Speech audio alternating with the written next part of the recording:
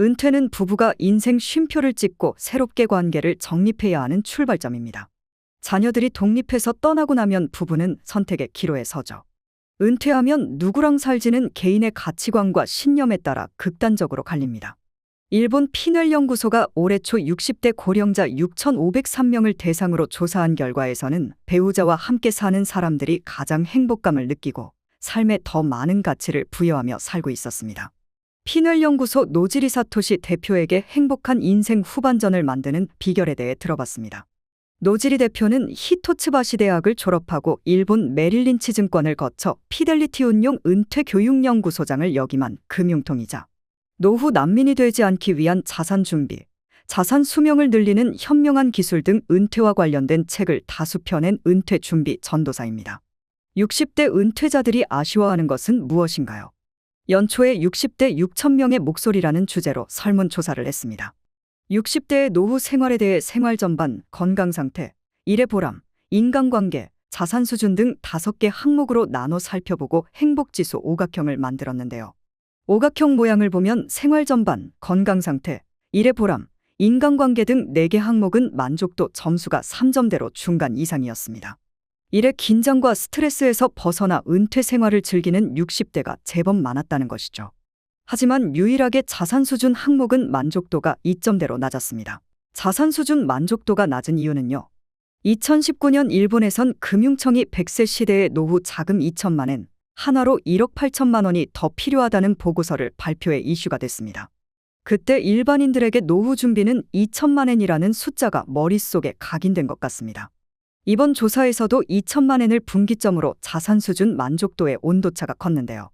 2천만 엔 넘는 자산을 보유한 사람들은 삶의 만족도가 비교적 높았지만 반대의 경우는 만족도가 낮았죠. 참고로 자산 수준 만족도가 가장 높은 경우는 1억 엔, 한화로 약 9억 원 이상 자산을 보유하면서 연소득 1,800만 원에서 3,600만 원이 발생하는 가정이었습니다. 은퇴 후 누구랑 살 때 가장 행복한가요? 은퇴 가족 유형을 독신, 부부, 독신 플러스 자녀, 독신 플러스 부모, 부부 플러스 자녀, 부부 플러스 부모 등으로 세분화해서 만족도 조사를 해봤습니다. 그랬더니 노후에 부부끼리 사는 가정의 만족도가 전 영역에 걸쳐서 압도적으로 높았습니다.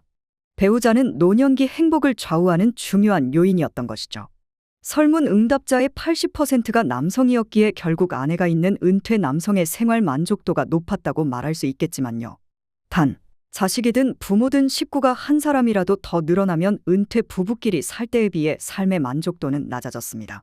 삶의 만족도가 최하위인 그룹은요. 일본엔 결혼하지 않고 평생 혼자 살겠다는 사람들이 많습니다. 정부 발표에 따르면 2020년 기준 50대 1인 가구 비중은 전체의 30.8%로 약 514만 명에 달합니다. 한국도 싱글들이 늘어나고 있는데 이렇게 혼자 사는 사람들은 알아야 할 점이 있습니다. 60대 이후 독거노인은 전 영역에 걸쳐 삶의 만족도가 최하위입니다.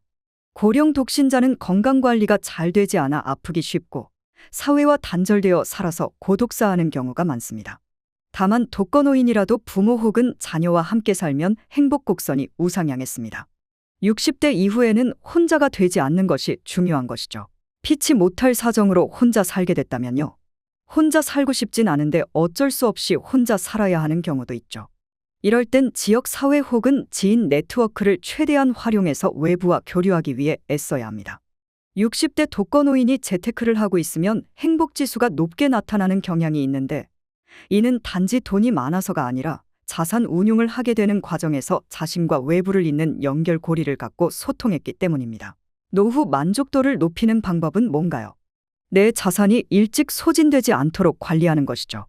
퇴직한다고 해서 소비 수준이 요입당하듯 바로 낮아지진 않기 때문입니다. 현역 시절에 넉넉한 생활을 했던 가정이 퇴직 이후에 바로 씀씀이를 줄이긴 어렵죠. 퇴직이 임박해 온다면 생활비를 덜 써보려는 연습과 노력이 필요합니다. 일본의 경우 통계를 보면 60대 후반 생활비는 50대 후반의 70% 정도입니다. 그렇다면 노후 생활비는 어떻게 관리해야 할까요? 노후 생활비는 크게 근로수입, 연금 수입, 자산 수입 등 3가지로 충당해야 합니다. 퇴직 이후 재무관리는 양쪽이 균형을 이루게 하는 것이 핵심이죠. 만약 노후 생활비가 더 커진 상태가 장시간 지속된다면 인생 종착역엔 노인 파산이 기다리고 있을 뿐입니다. 은퇴 준비는 위등식에 나온 4개 항목이 조화를 이룰 수 있도록 포트폴리오를 구성하는 것이라고 생각하면 됩니다. 한국은 개인 자산 중 부동산 비중이 높은데 이에 대한 생각은요. 일본도 개인이 보유하는 자산의 50% 이상이 토지였던 시절이 있었는데요. 바로 1990년 전후버블 경제 시기가 그랬습니다.